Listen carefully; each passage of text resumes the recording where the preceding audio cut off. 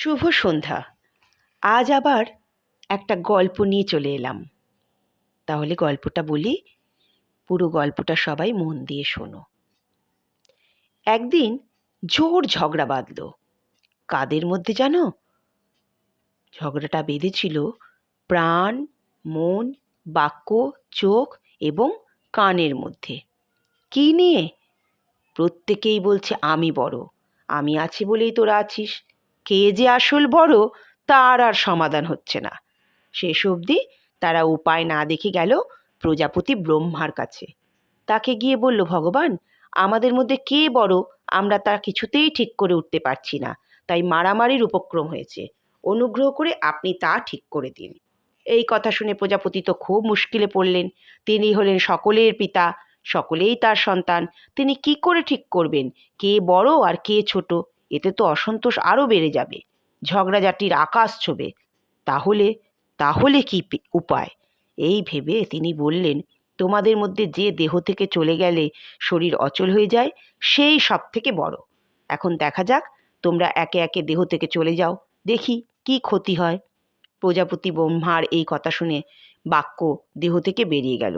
যাবার সময় ভীষণ রেগে বলে গেল সে, এই আমি চললুম, দেখি আমি না থাকলে তোমাদের চলে কি করে।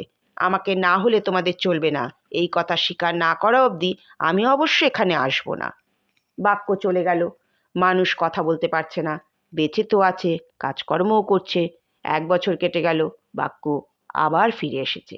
সে ভেবেছে সব কিছু বোধহয় অচল হয়ে গেছে, কিন্তু এসে অবাক হয়ে গেল। দেখলো সব কিছু ঠিক ঠিক মতো চলছে। তাহলে সুরসুর করে সে মানুষের দেহের ভেতর ঢুকে পড়ল। এবার চোখের পালা। চোখ না থাকলে জগৎ অন্ধকার। চোখ ভাবল, এবার আমি মানুষকে জব্দ করব। আমাকে না পেলে মানুষ বাঁচবে কি করে সেটা দেখব আমি। কথা না বলে হয়তো চলা যায়, কিন্তু না দেখে না, একদম অসম্ভব। চোখ বলল, এবার আমি চললুম, দেখি তোমাদের কিভাবে চলে। আমার শ্রেষ্ঠত্ব স্বীকার করতেই হবে, তবে আমি ফিরে আসব। অহংকারের সঙ্গে এসব কথা বলে চোখ দেহ থেকে চলে গেল। কিন্তু অন্ধ মানুষও তো পৃথিবীর বুকে বেঁচে থাকে। ধীরে ধীরে সব কিছু অভ্যাস হয়ে যায়। দেখতে দেখতে 1 বছর কেটে গেল। চোখের মনে খুব আনন্দ। সে ভাবল, আহ, একবার গিয়ে দেখি তো লোকটা কি করছে, বেঁচে আছে কি। সে ফিরে এসে দেখে অবাক হয়ে গেল। দেখলো সবই তো আগের মতো আছে। তবু সে বলল, আমি না থাকতে তোমার খুব অসুবিধা হয়েছিল, কোনো কাজকর্ম করতে পারোনি নিশ্চয়ই, পরের দয়ায় বেঁচেছিলে। দেহ বলল, মোটেই তা নয়, দেখতে পাচ্ছ তো সব কিছু চলে যাচ্ছে। বরং তুমি না থাকায় চিন্তা করার অনেক অবকাশ পেয়েছি। খুব আনন্দেই ছিলাম ভাই। 2 চোখ ছিল না, তাই পৃথিবীর দুঃখ কষ্ট দেখতে হয়নি। এই কথা শুনে চোখের মাথা হেঁট। সুরসুর করে সে আবার শরীরের মধ্যে ঢুকে পড়ল। এবার কানের পালা। কান ভাবছে, আমাকে না পেলে দেহ কিছুই করতে পারবে না, শুনতে না পেলে মানুষ কাজকর্ম করবে কেমন করে। কান চলে গেল শরীর থেকে। 1 বছর বাদে সেও ফিরে এলো। সেও দেখলো লোকটা মহা ফুর্তিতে আছে।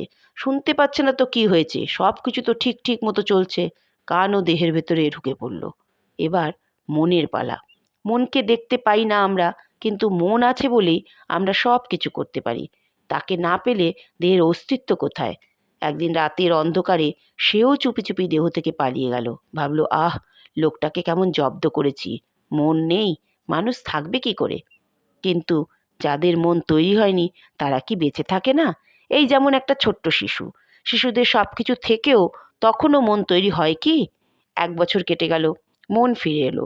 দেখলো লোকটা জড়ভরতের মতন বসে আছে, খাচ্ছে দাচ্ছে কাজকর্ম করছে, কেমন যেন উদাস উদাস চোখের চাউনি। কিন্তু বেঁচে আছে তো। মন চুপি চুপি দেহকে বলল, আমাকে ছাড়া তুমি এতদিন থাকলে কি করে? দেহ বলল, দেখো না, তুমি ছিলে না বলে আমি অনেক ভাবনা চিন্তার হাত থেকে মুক্ত ছিলাম।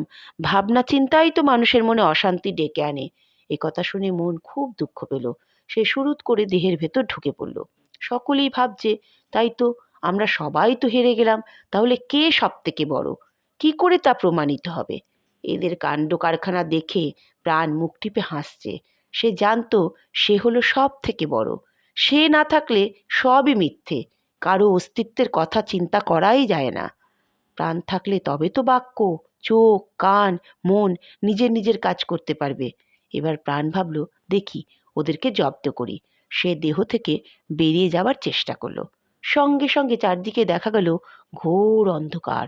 সবাই চিৎকার করে বলল, তুমি আমাদের ছেড়ে যেও না, তুমি আমাদের ছেড়ে যেও না, তুমি আছো বলেই আমরা আছি, আমরা সবাই এক বাক্যে তোমার শ্রেষ্ঠত্ব স্বীকার করে নিলাম। এভাবেই প্রমাণিত হলো যে প্রাণই সবার সেরা।